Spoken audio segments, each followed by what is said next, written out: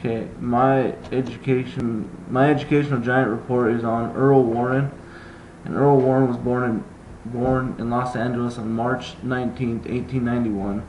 His father was a Norwegian immigrant who worked for the railroad. His name was Eric Warren, and his mother's name was Christine Warren. She emigrated to the United States with her parents. Earl worked for the railroad for a time when he was younger.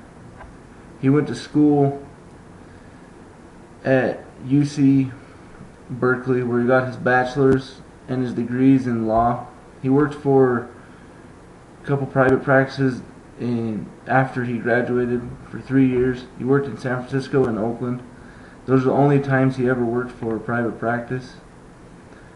He served in the Army during World War I. He served stateside, but when he got out of the Army, he was a first lieutenant in the Army. After his discharge from the Army, he worked for the state of California, their state assembly, before becoming the city deputy attorney for Oakland. In 1926, he won a full term as the Alameda County District Attorney. After that, he was nominated to become the Republican candidate for vice president alongside Thomas Boone, who was running for president, but they lost. That's the only election that Earl Warren ever lost. In 1954, he was appointed Chief Justice. Before that, he was on the committee to head up the investigation about the John F. Kennedy assassination. In 1954, he was appointed Chief Justice. His first case was that of the desegregation of schools, and his whole point, he went through, he didn't try, because of who he talked to before, he didn't try to force his beliefs on anybody. He went through and he talked to them person to person and got them to realize that it was wrong and unconstitutional to have separate schools for the different races. And he spoke for the court, saying it was unconstitutional to have segregated schools. I don't remember the name, but he was able to talk to somebody, and they told him that it had to be all or nothing on the court, that all 12 had to be in line with him. And after it was all said and done, there was one who was left out, and he went and talked to him personally, went through his reports, and was able to convince him, get him to go along with everybody else to see that this was unconstitutional to have separate schools for this different school children. He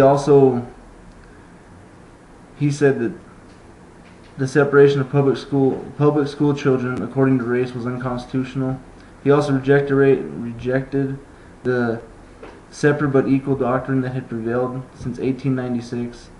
He said that separate educational facilities are inherently unequal, and it's true that we know that if they're going to make that separation, that back in that time between the two, that the whites had the better school, better facilities, and they had everything better, and it just wasn't equal.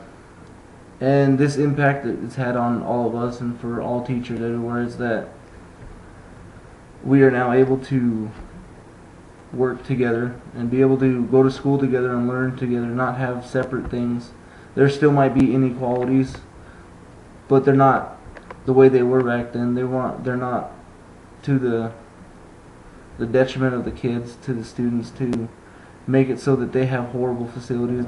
All the facilities now, all the schools are created pretty much equal to the fact that they all teach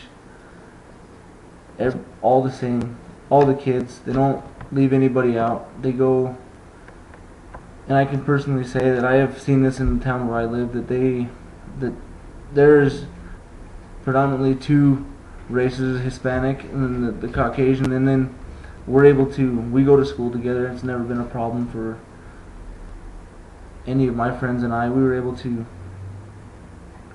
live together. And I think it's because we have this understanding that we're all equal. We're not, one's not better than the other. Doesn't matter of race, color of skin, religion, or amount of money. We're all created equal, and Heavenly Father loves us all.